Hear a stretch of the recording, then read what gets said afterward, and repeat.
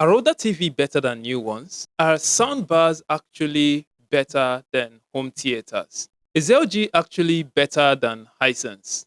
Welcome to the comments. So we've got a comment from Eshi Solomon 8434 from like 4 months ago. It says, "This is my 3 months using this TV in 2025.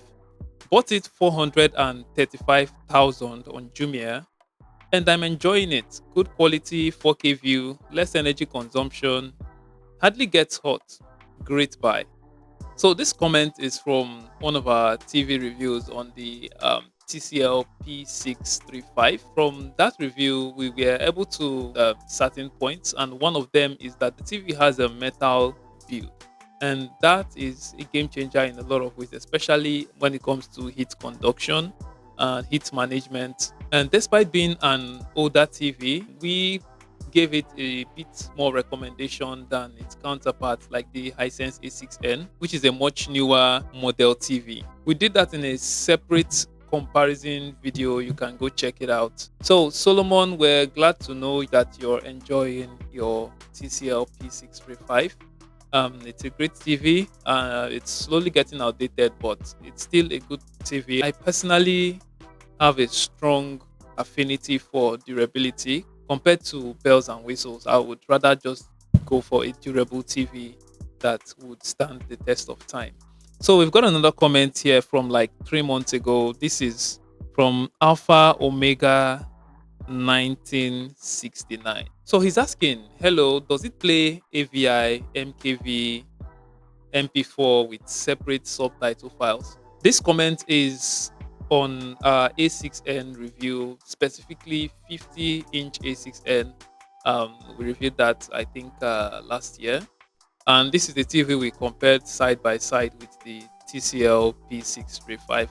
We did not check for compatibility of file formats. I think you could do a quick ChatGPT check for that, or you could visit some TV forums to find out, because that TV is no longer in our possession. But we did check other things in that video. The A6N is one affordable TV that still gives you a taste of some of the updated features of a modern TV: 4K display, Bluetooth, screen mirroring, YouTube, all the smart TV features and everything, including a 60 hertz refresh rate. Just some of those basic stuff. But I'm gonna guess this now. It will definitely support MP4, but I don't know about separate subtitle files. You might need a third-party app or streaming platform to be able to enjoy that. But so we're really sorry about that one. We can't answer it because we did not test the supported video formats. I think we're going to be doing that on our subsequent TV reviews. So thank you very much for that feedback. So we've got another comment from Ifeanyi Precious 357. This one is from like 2 months ago. So it says, "I'm torn between LG 1000 watt tower speakers. That's probably the LHD 687 and the 688 home theater, and JBL Bar 800. Please recommend." I'm not going to recommend based on general functionality. I think in this case, I would recommend based on my personal preference. The truth is, I don't like soundbars. They look good, they look modern, aesthetically pleasing, but I don't like soundbars, especially soundbars that are standalone. I prefer real surround speakers, that are not dependent on sound deflection. If you want to understand what I'm trying to say, you can watch these are older video. It's a pretty old video, so the quality you might not really fancy, but the information is pure gold. I would go for the tower speakers because the positioning of both the left and the right speakers and the supporting speakers and the bass, you can set them wide apart for as long as you want. So it could deliver a better room feeling sound compared to a sound bar that is stationary. The only exception, the only reason why I would go for a sound bar is if it comes with two side supporting speakers and those speakers are wireless. That's why I would want a soundbar. It gives you the full benefit of having a surround system. Soundbars were originally designed to minimize wires in the house, but that is being done at the expense of sound distribution. But most traditional home theaters, however, can still deliver better sound and better surround, fortunately. So I'll go for the LHD 687, 688, 68, whatever that series is. Confusing because they use different model numbers for different regions for the same kind of speakers.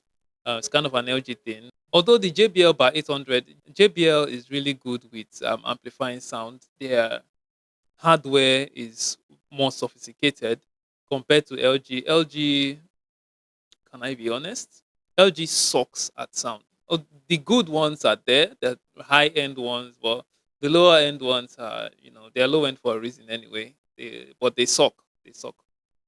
When you use some of those systems, they sound really good, isolated. But when you now use them compared to similar ones from other brands like that of Sony, Klipsch, even Samsung. It's not a general thing. There are higher end LG speakers that are very, very good. I'll do the tower speakers. So that comment was from older video. These home theater versus soundbar versus hi-fi audio sets. We highlighted the differences. We've got another comment from Clutsville 4116. This came in like 2 months ago.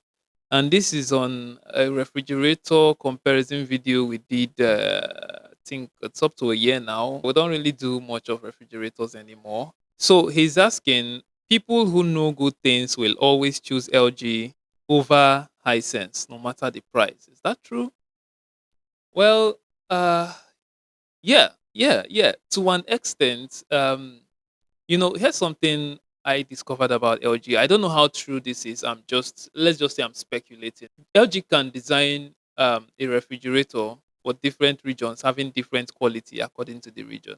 Okay, here's what I mean. For LG products that are being exported to third world countries like Nigeria, for instance, a lot of them are crap, like absolute crap.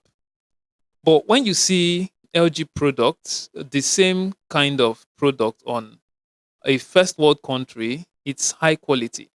Like they measure the competition, the buying power of that particular region before they produce or something. I don't really know. But like I said, it's a speculation, but it's something I've also experienced. And if you have a different opinion, that's great. But this is something I believe is going on.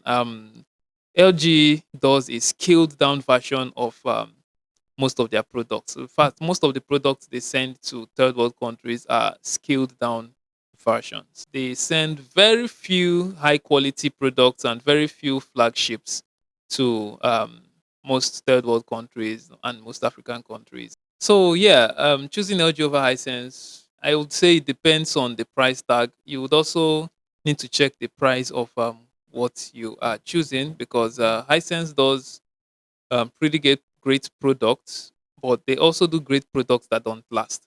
And LG does practically the same thing. So I think if there is a Hisense product with a higher price tag and there is an LG equivalent, they could compete on a good level because Hisense can be impressive sometimes.